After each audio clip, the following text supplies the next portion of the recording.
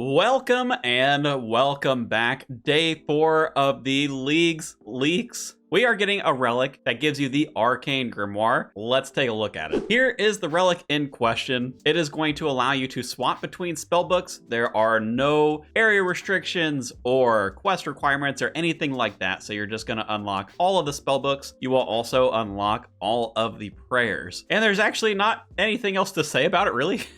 Pretty straightforward on this one. It is going to have the stats of the Book of the Dead, which is the thing that you need to summon thralls when you're on the Arceuus Spellbook. So you get an extra 6 magic accuracy, 3 prayer, not like a big item or anything, but in case you wanted to equip it, it does have some stats. I have got all of the prayers and the spellbooks lined out here underneath so you can see the areas that they come from, and I'm going to talk about each of these here for a minute. Now, I'm not super up on the math for these. I'm just going to kind of click through them, but if you want to see, what you had without having access to the prayers, the range one, you get a bump. Obviously, people know Rigor. It is a really strong prayer. You've got Augury for magic as well, and then Piety for melee. So, of course, if you hadn't planned on going any of those regions, this is going to be helpful for you just to get that extra damage boost. Also, a little bit of a quality of life, right? You don't have to select like multiple prayers as you're flicking between them. That's kind of helpful. I also want to say, I love that in the video, they clowned on Kandarin, dude. Oh my God, Kandarin...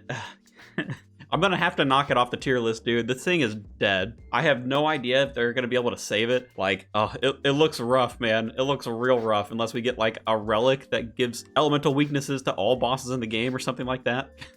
Arcane, I don't know what you have planned. Now, for the spellbooks, the Arceuus Spellbook is kind of a mix of combat and skilling. I've highlighted the different spells in here that I think are going to be useful. You've got skilling stuff that is kind of on the left side in the center, and you've also got the combat stuff, which is right below me here. So with the Arceuus Spellbook, you have got the reanimation spell. And while you won't be able to stockpile the ensouled heads to use later, you are able to use the spell like right as you're killing a monster that drops one of those. So it is a way to get a little bit of prayer XP. I don't think it's going to be anything crazy, but every little bit helps. You have the Dark Lure, which lets you pull implings directly to you, so that can help with maybe doing some tasks like catching a dragon impling, for example. Shadow Veil is really nice for thieving, just gives you a better chance to pickpocket. If you don't end up having a relic that can improve your chances of pickpocketing, you can pair this with something like the Thieving Cape in Asgarnia, the boost that you get from the Ardoin Diary, as well as dodgy necklaces. So any of those high-level pickpocketing NPCs, if you don't have a relic that makes it easier for you, then this spell is going to be really helpful for that. Resurrect crops, not a huge deal, but if you have a plant that dies on you, maybe you're trying to complete a league task and like you have a watermelon patch die or something like that, this can help you a little bit there. And then also the degrime spell, so you can take an inventory of grimy herbs and just one click, they're all clean. Now on the combat side, you've got all of the different demon vein spells. So you'll use Mark of Darkness to make them more powerful, and then also use, whatever demon vein spell you have the level for. These are good against,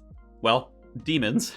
I think typically you'd use this at like tormented demons, but you may also get some use out of it just killing like greater demons, black demons. You can even use it against the Zami boss if you're going Asgarnia. There is also Death Charge, which is something that's going to recharge your special attack every time you kill a creature. So if you end up going some sort of special build, maybe you got like the dog sword, they've got a special relic, then this can be something that can kind of help supplement that. And of course, one of the big draws of the Arceuus Spellbook is Thralls. Thralls by themselves during the league probably aren't that powerful, but we may see a relic that boosts their power or boosts like your summon's power if they have some sort of secondary thing you can summon. So that's definitely something to keep an eye on. It will increase your DPS a little bit. There are also some additional spells for prayer, but you're not going to get access to them unless you have Wrath Runes. So if you're taking Fremnik, you'll be able to use both of these. One of them is for ashes, one of them is for bones. So get a little bit of extra benefit out of doing that. And I have a feeling that a lot of people are going to take Fremnik. So,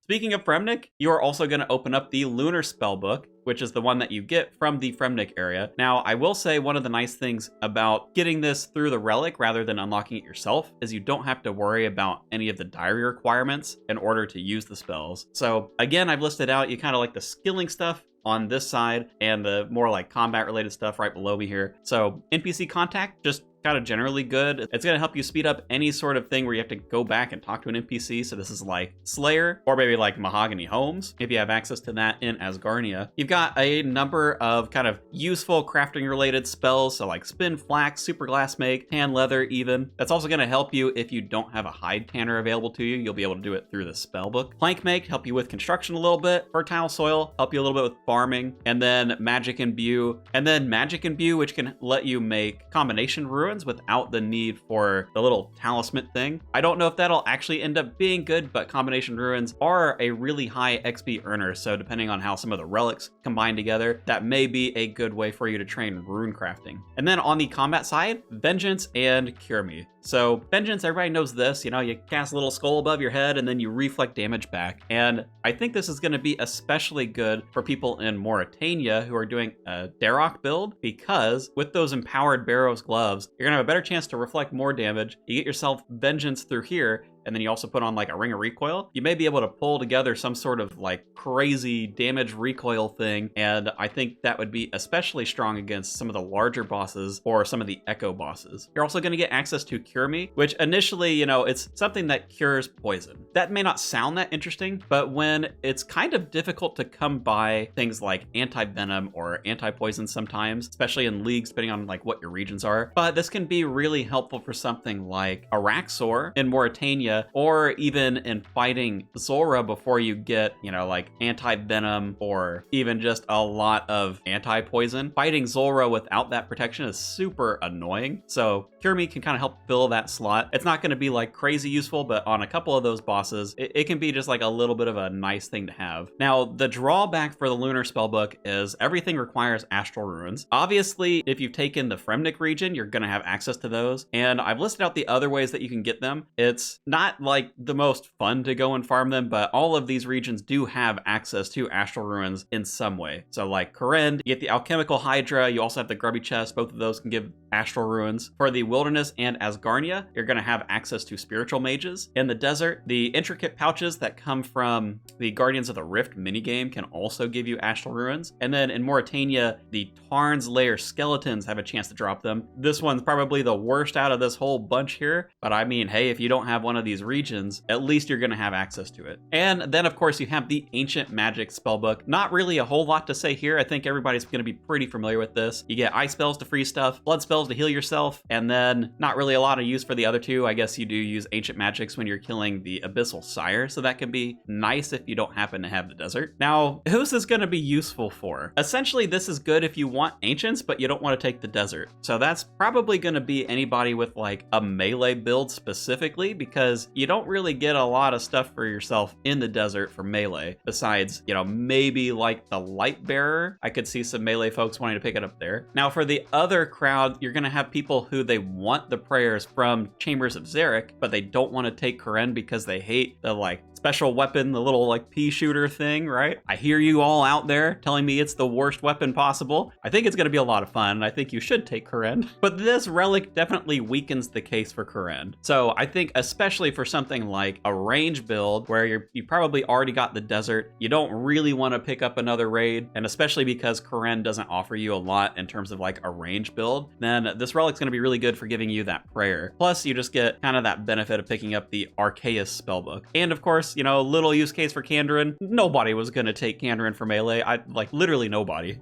So it's just a little bit of bonus points for getting yourself piety there. Now, in terms of where this relic falls, we don't know what it's going to be up against. And personally, outside of some really specific use cases, I don't actually think it's that strong, especially if you've already taken the desert or you're already taking Kourend. This relic's going to become a lot less important for you. Now, that said, I'm expecting that this is going to fall somewhere around like tier 4 or tier 5. We'll have to wait and see what all it's paired up against, but you can know, and this has been confirmed by the mods, this is not in the one combat tier relic that we are going to get. So it's not going to be against like some sort of range style or melee style something. We still have that to look forward to. So something to think about. But that is all I've got for you for today. Make sure to subscribe if you want to see more Leagues content. I've got my Discord linked down below in the description if you want to join that. And I will be streaming the start of the League. The League itself is going to start at 6 a.m. Central on November 27th. I am going to be starting my stream a couple hours after that at 9 a.m. Central. So if you want to stop on by and join me on my League's journey, that's when I'm going to be doing that. And with that, thanks for watching, and I will